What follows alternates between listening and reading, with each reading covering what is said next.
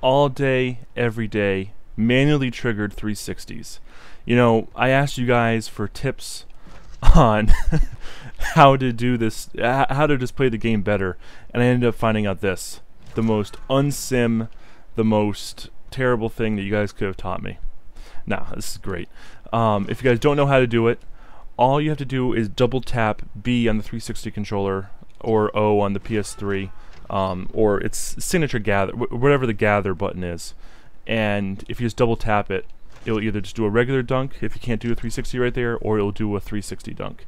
The tutorial I watched from Shakedown2012 said that you also have to tap X real quick, but that's not the case. That's only if you do spin dunks that are on the ground. But spin dunks that are in the air, oh, beautiful. You guys should have never taught me that. But yes, I just want to do a quick video talking a little bit about what I learned.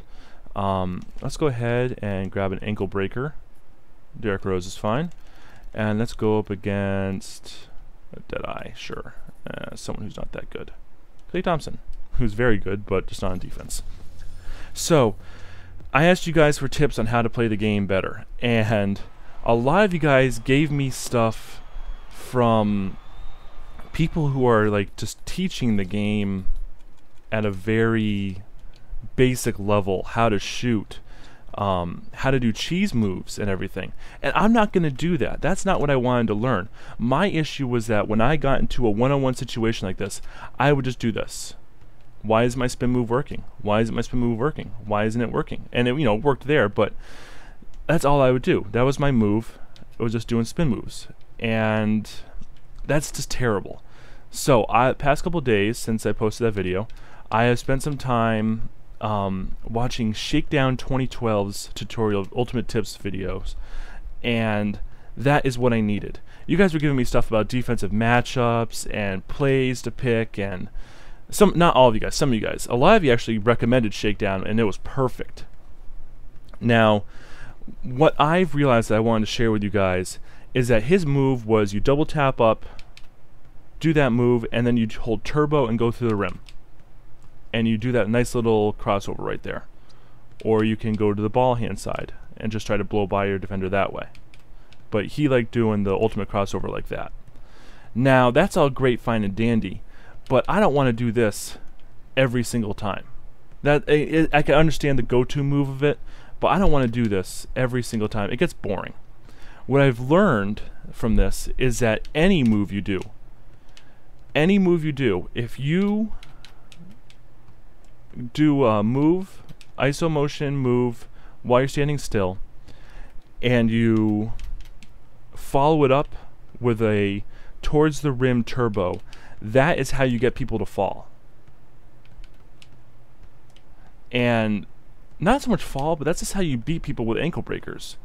And that is, you guys got to realize that not everyone, I mean, it should be, I've been playing 2K for a couple of years now, so I should have known this, but I didn't. And it's such a realizing factor because, like NBA Live, I'm expecting one of these moves to make him break and fall.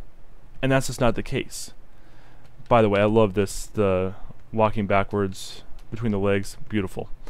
And going towards them, the setup moves like that, I loved it. These little subtle things are great.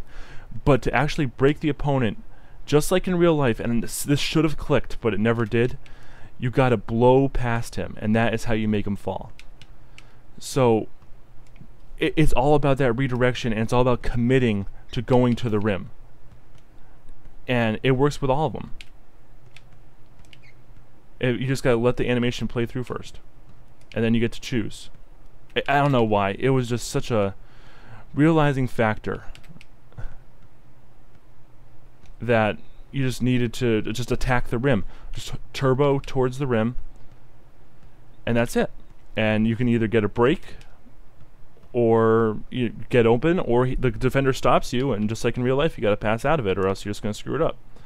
So, that's about it. As for post stuff, pretty much what I consider cheese, which is the fake, double fake, and I consider that cheese because you don't have to time your shot with that stuff. Any shot you don't have to time your shot with, I consider cheese. That's just my personal little thing. Like that right there, I consider cheese. When you do in the post stuff and you do a fake under fake, I know it's a real move and everything, but since it takes away the skill of actually having to let go of the shoot button or the shot stick, it's cheesy to me. So like that right there, I consider that cheese.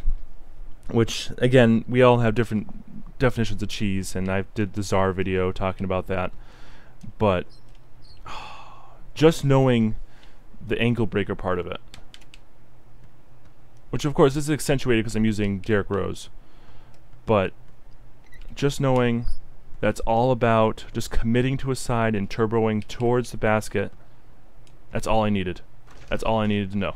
So, yeah, I hope you guys learned that along with me if you didn't know that. Thank you everybody for all the responses.